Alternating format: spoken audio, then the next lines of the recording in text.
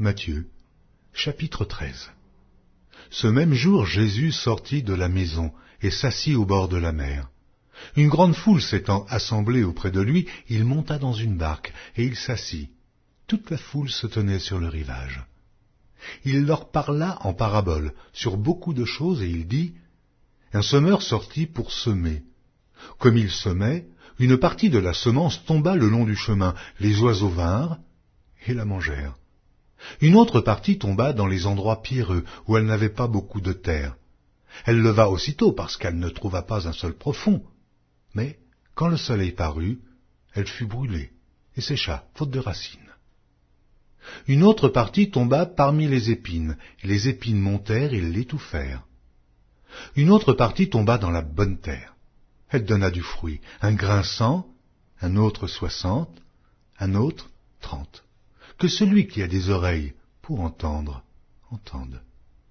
Les disciples s'approchèrent et lui dirent : Pourquoi leur parles-tu en paraboles ? Jésus leur répondit : Parce qu'il vous a été donné de connaître les mystères du royaume des cieux, et que cela ne leur a pas été donné. Car on donnera à celui qui a, et il sera dans l'abondance. Mais à celui qui n'a pas, on ôtera même ce qu'il a. C'est pourquoi je leur parle en paraboles, parce qu'en voyant, ils ne voient point, et qu'en entendant, ils n'entendent ni ne comprennent. Et pour eux s'accomplit cette prophétie d'Ésaïe : Vous entendrez de vos oreilles, et vous ne comprendrez point. Vous regarderez de vos yeux, et vous ne verrez point. Car le cœur de ce peuple est devenu insensible.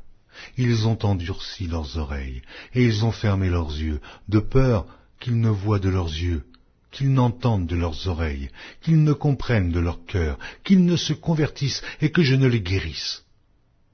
Mais heureux sont vos yeux, parce qu'ils voient, et vos oreilles, parce qu'elles entendent. Je vous le dis en vérité, beaucoup de prophètes et de justes ont désiré voir ce que vous voyez et ne l'ont pas vu, entendre ce que vous entendez et ne l'ont pas entendu. Vous donc écoutez ce que signifie la parabole du semeur. Lorsqu'un homme écoute la parole du royaume et ne la comprend pas, le malin vient et enlève ce qui a été semé dans son cœur. Cet homme est celui qui a reçu la semence le long du chemin. Celui qui a reçu la semence dans les endroits pierreux, c'est celui qui entend la parole et la reçoit aussitôt avec joie. Mais il n'a pas de racine en lui-même, il manque de persistance, et dès que survient une tribulation ou une persécution à cause de la parole, il y trouve une occasion de chute. Celui qui a reçu la semence parmi les épines, c'est celui qui entend la parole, mais en qui les soucis du siècle et la séduction des richesses étouffent cette parole et la rendent infructueuse. Celui qui a reçu la semence dans la bonne terre, c'est celui qui entend la parole et la comprend. Il porte du fruit, et un grain en donne 100, un autre 60, et un autre 30. Il leur proposa une autre parabole, et il dit : Le royaume des cieux est semblable à un homme qui a semé une bonne semence dans son champ, mais, pendant que les gens dormaient, son ennemi vint, sema de l'ivraie parmi le blé, et s'en alla. Lorsque l'herbe eut poussé et donné du fruit, l'ivraie parut aussi. Les serviteurs du maître de la maison vinrent lui dire : Seigneur, n'as-tu pas semé une bonne semence dans ton champ ? D'où vient donc qu'il y ait de l'ivraie ? Il leur répondit : C'est un ennemi qui a fait cela. Et les serviteurs lui dirent : Veux-tu que nous allions l'arracher ? Non, dit-il, de peur qu'en arrachant l'ivraie, vous ne déraciniez en même temps le blé. Laissez croître ensemble l'un et l'autre jusqu'à la moisson, et, à l'époque de la moisson, je dirai au moissonneur : Arrachez d'abord l'ivraie, et liez-la en gerbe pour la brûler, puis amassez le blé dans mon grenier. Il leur proposa une autre parabole, et il dit : Le royaume des cieux est semblable à un grain de sénévé qu'un homme a pris et semé dans son champ. C'est la plus petite de toutes les semences, mais, quand il a poussé, il est plus grand que les légumes et devient un arbre, de sorte que les oiseaux du ciel viennent habiter dans ses branches. Il leur dit cette autre parabole. Le royaume des cieux est semblable à du levain qu'une femme a pris et mis dans 3 mesures de farine jusqu'à ce que la pâte soit toute levée. Jésus dit à la foule toutes ces choses en paraboles, et il ne lui parlait point sans parabole, afin que s'accomplît ce qui avait été annoncé par le prophète. J'ouvrirai ma bouche en parabole, je publierai des choses cachées depuis la création du monde. Alors il renvoya la foule et entra dans la maison.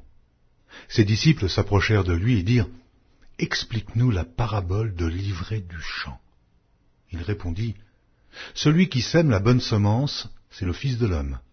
Le champ, c'est le monde. La bonne semence, ce sont les fils du royaume. L'ivraie, ce sont les fils du malin. L'ennemi qui l'a semé, c'est le diable. La moisson, c'est la fin du monde. Les moissonneurs, ce sont les anges. Or, comme on arrache l'ivraie et qu'on la jette au feu, il en sera de même à la fin du monde.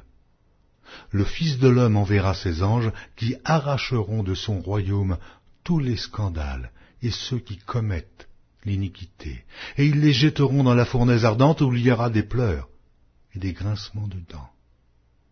Alors les justes resplendiront comme le soleil dans le royaume de leur Père. Que celui qui a des oreilles pour entendre, entende.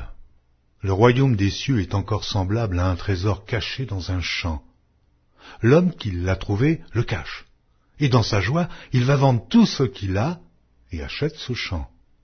Le royaume des cieux est encore semblable à un marchand qui cherche de belles perles. Il a trouvé une perle de grand prix, et il est allé vendre tout ce qu'il avait et l'a acheté. Le royaume des cieux est encore semblable à un filet jeté dans la mer et ramassant des poissons de toute espèce. Quand il est rempli, les pêcheurs le tirent, et après s'être assis sur le rivage, ils mettent dans des vases ce qui est bon, et ils jettent ce qui est mauvais. Il en sera de même à la fin du monde. Les anges viendront séparer les méchants d'avec les justes, et ils les jetteront dans la fournaise ardente, où il y aura des pleurs et des grincements de dents. Avez-vous compris toutes ces choses? Oui, répondirent-ils. Et il leur dit, c'est pourquoi tout scribe instruit de ce qui regarde le royaume des cieux est semblable à un maître de maison qui tire de son trésor des choses nouvelles et des choses anciennes. Lorsque Jésus eut achevé ses paraboles, il partit de là. S'étant rendu dans sa patrie, il enseignait dans la synagogue, de sorte que ceux qui l'entendirent étaient étonnés et disaient, « Mais d'où lui viennent cette sagesse et ces miracles? N'est-ce pas le fils du charpentier? N'est-ce pas Marie qui est sa mère? Jacques, Joseph, Simon et Jude, ne sont-ils pas ses frères et ses sœurs? Ne sont-elles pas toutes parmi nous? D'où lui viennent donc toutes ces choses? » Et il était pour eux une occasion de chute. Mais Jésus leur dit, « Un prophète n'est méprisé que dans sa patrie et dans sa maison. » Et il ne fit pas beaucoup de miracles dans ce lieu à cause de leur incrédulité.